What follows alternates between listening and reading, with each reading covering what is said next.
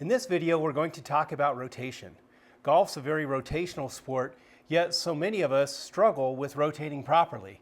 So let's get some details here from Dr. Standifird about how your body works and how to do it properly. So let's talk just a moment about what is rotation, all right? So we often hear the word force in the golf swing, but force isn't rotation. How do you actually rotate an object? Yeah, it's a great question. The example I love to give to my students as it comes to the difference between force and torque as I teach them in the classroom is that what a torque does is a torque is just a force that's applied at some distance from an axis of rotation. So the best example that we utilize every day is a door.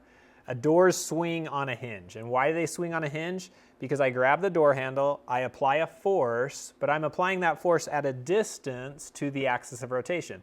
If you tried to grab a door on the hinge and try and rotate it open, it wouldn't work. Doesn't rotate. Exactly. You've got to increase that distance so that then you get some nice rotation along that hinge or that joint in our body. Okay, so simple visual here. If this is my hinge, right, if I apply the force right here, it just goes this way, right? Yep. If I apply the force here, Yep. now I've got some rotation. Yep, perfect example.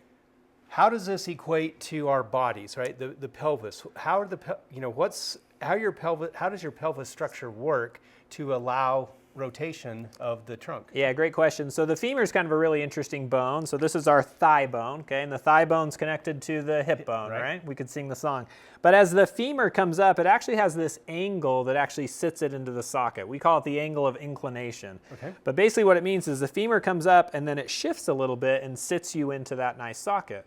Okay, and the reason why it does that is it gives it the ability at least to move in all the planes of motion we want our hip to move. So our hip can do a lot of movements this way, forward and back. I can move my hip to the side and here, and then I can also do these nice rotations of that hip joint.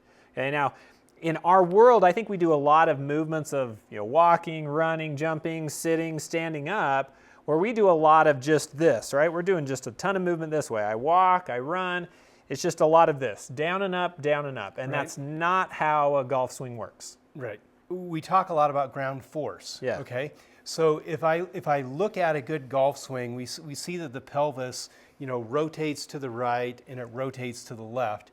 I think a common fault that a lot of people have is not understanding that offset, right? In terms of how you take the ground force to help the pelvis rotate. Okay. So when I move myself forward, I feel my ground force coming more through my hip socket, right? But if I want to rotate my pelvis on this right side, I feel the force, I guess I call it more towards my hip pointer. Yeah. And now that's what you're saying, that's the distance away from the pivot point, my socket, right? Exactly. And I think you can feel that really easily, Dwayne, if you do something like, if I were to just kind of go like this and down and up versus here and back, and a here, I think you can really feel in order to engage that rotation, it's not just the force here, it's that force coming at a distance from my hip joint. Okay. Oftentimes I've heard the term post, okay? And I know earlier in my golfing career, I thought, okay, we'll just get that leg straightened. Now from what you just said, if I just straighten my leg, it's just putting that force directly through my hip socket. And that's not rotating my pelvis, it's just lifting my pelvis. Yep.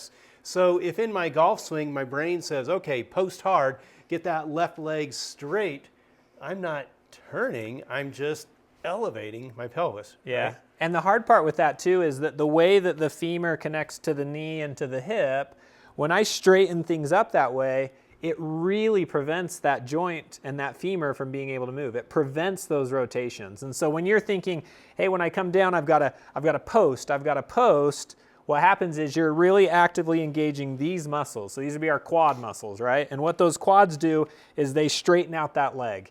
And if I prematurely straighten out that leg, right, this is kind of that sign of that early extension where prematurely straight, I extend everything.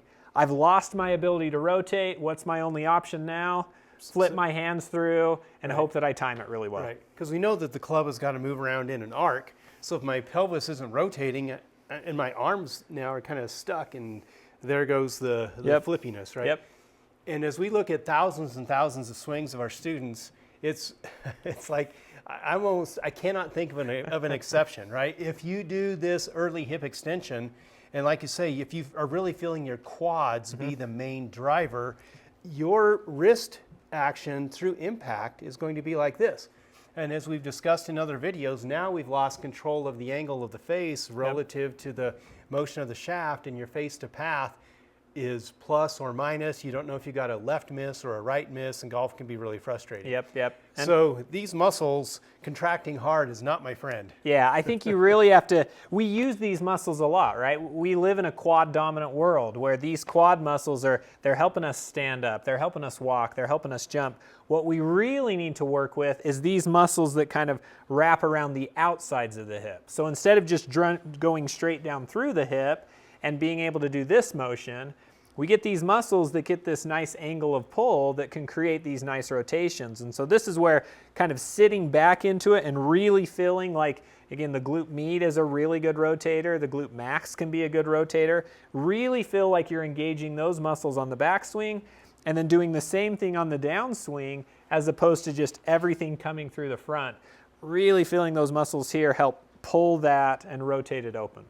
So it sounds like it's a balance, right? I obviously have quads are supporting my leg from just, my knee from just flat out collapsing. Yeah, of course. But it needs to be a support, not the primary, Yes. is maybe one way to think of it. And so since we're so used to running, walking, I'm using my quads all the time. So here's my weight shift to the left side, and I'm going to catch that weight and really contract my quad. Bam, there's the early extension. Yep. So if you look on the down the line video, what you see is the loss of the hip line. Yep. Right. So when you take that video, hips come forward. Now my sternum comes up a little bit, right? Yep. And now my arms are farther away from the ground, and I have to release the wrist, and it's just a cascading set of consequences. Yeah, you lose that beautiful angle between the wrists and the hands and the clubs as you kind of come through, because that's the only thing you can do to actually hit the golf ball. You do that stuff in your body, and you have to kind of react to it and somehow deliver the club face to your ball. Not very well, but you still try and do it. So how do I train myself to engage these muscles as I get the shift to the left as opposed to engaging my quads? Yeah, I mean, I think fill drills are the kind of things that are really helpful.